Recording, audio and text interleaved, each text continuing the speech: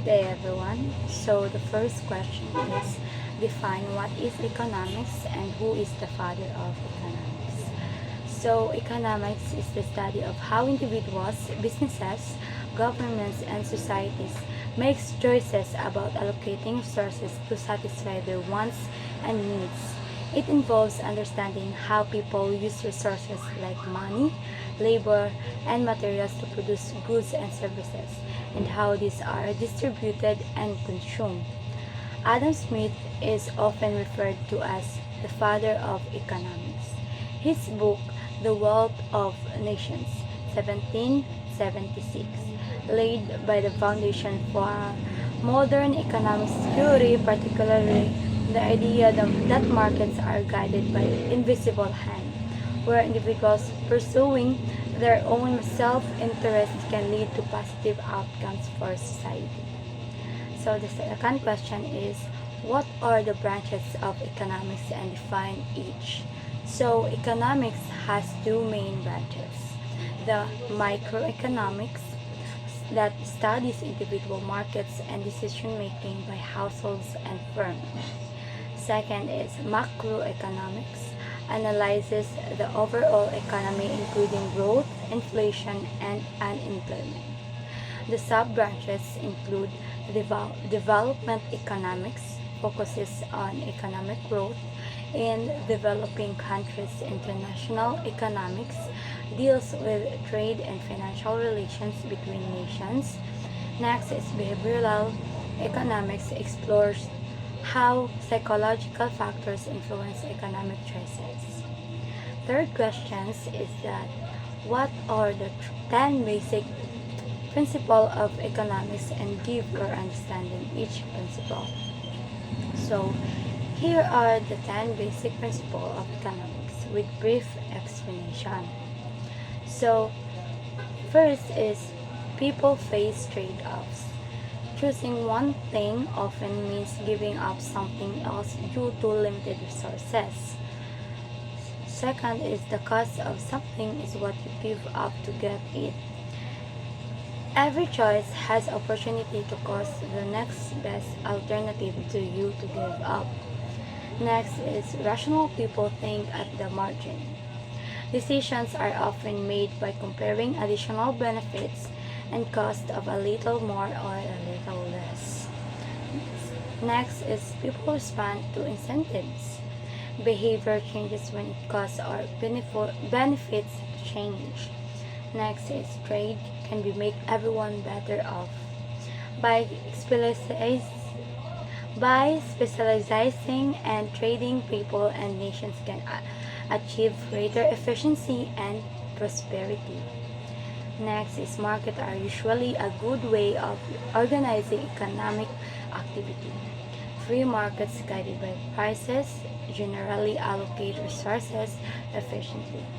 Next is government can sometimes improve market outcomes when markets fail due to externalities or lack of competition.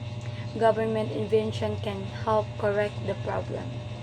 Next is country's standard of living depends on its ability to produce goods and services.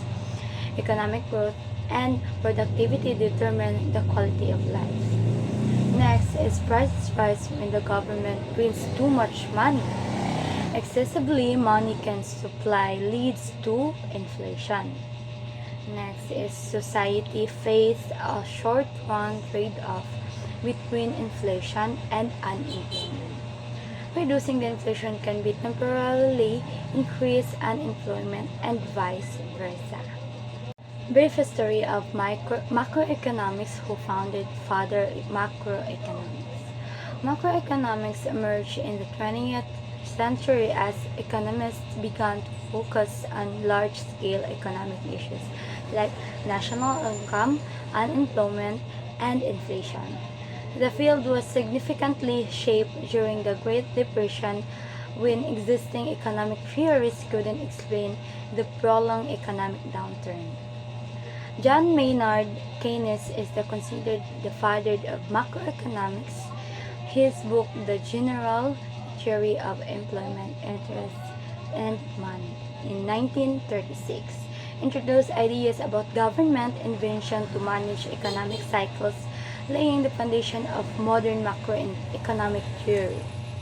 Fifth question is what are the macroeconomic concerns and goals of the country and its impact to the nation?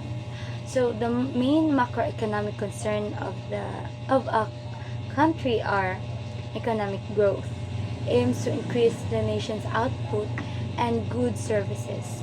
Higher growth improves living standards. Next is employment. Seeks to achieve low unemployment, ensuring most people who want to work can find jobs. High employment reduces poverty and boosts the economy. Next is price stability. Focuses on controlling inflation to keep prices stable. Stable prices maintain purchasing power and economic certainty. Balance of payments ensures a healthy balance between country exports and imports. A balanced trade fosters sustainable economic relations with other countries. Next is achieving these goals leads to more stable, prosperous, and resilient economy, enhancing the overall well-being of the nation. Sixth is show the circular flow model and explain your thorough understanding of it. So, the circular flow model illustrates the flow of goods, services, and money in an economy. Seventh question is what have you understood on law of supply and demand? So the law of supply and demand states demand as the price of a good decreases, the quantity demanded increases, and vice versa. Supply as the price of a good increases and the quantity supplied increases, and vice versa. The market equilibrium is where quantity demand equals to the quantity goods supplied, balancing the market and setting the price.